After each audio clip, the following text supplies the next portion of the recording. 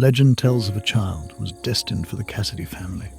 Rushing to the hospital, Julie and James Cassidy were forced to stop to find shade beneath an ancient oak as their daughter arrived at early dawn, eager to meet the world. At that moment, a willow bird descended, sent by God.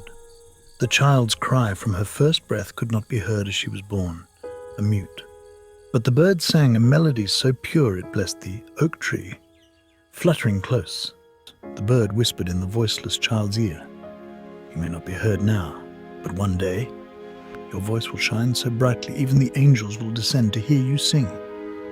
As the sun rose, the bird soared back to the heavens, and in her parents' arms lay the most perfect gift, Willow Cassidy. Willow Cassidy.